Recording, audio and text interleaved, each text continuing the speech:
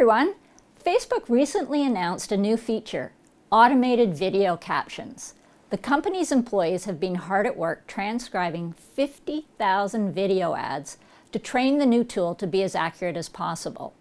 But don't worry, if you're an advertiser, you'll still have the opportunity to review and edit the captions before you post your ad.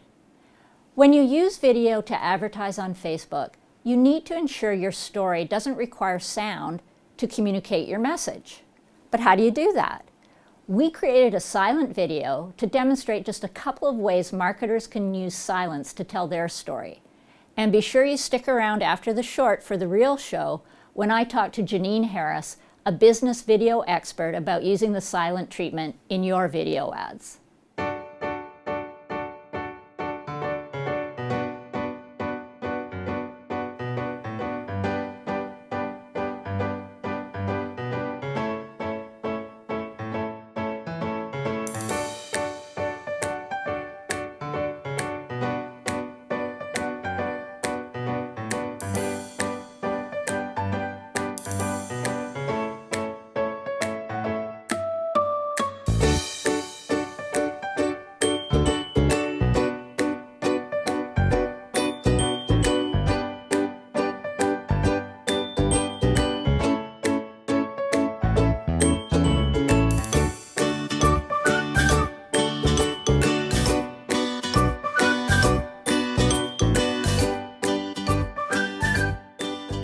Well, wasn't that great?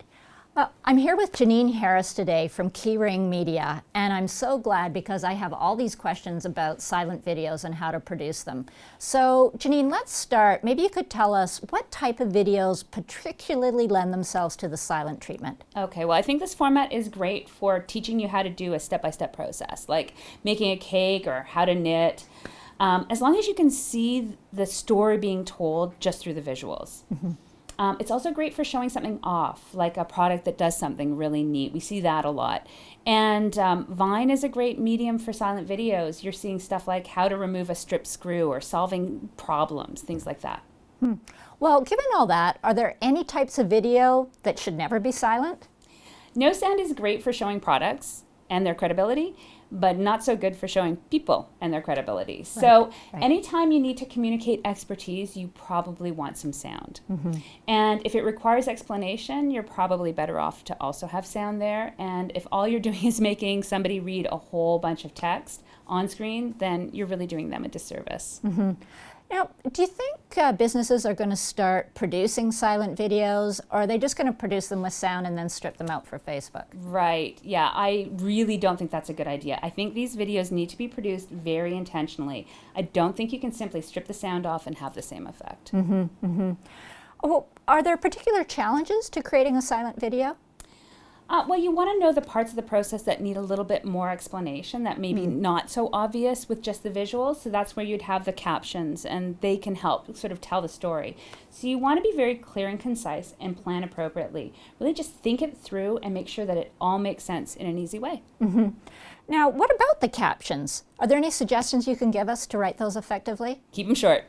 Keep them short and quick to read. You do not want to have a novel on screen. If it requires more than 2 lines, you should probably speak it. Right, okay. Finally, what are the key questions someone should ask themselves before they produce a silent video? What's the goal? Yeah, well, that's always the question, right? And it is, and particularly in a silent video, you need to know what the goal is, and you need to make sure that this format will work with what you want to do.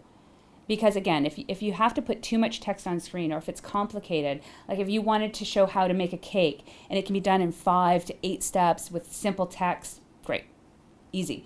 But if it takes 20 steps and lots of captions and it doesn't look good at the end of the day, nobody's going to eat the cake, nobody's going to want to make it, and it's really not doing your brand any good. Yeah, right. Well, thanks so much for coming by and sharing all this great information with us. My pleasure, and keep on producing silent videos.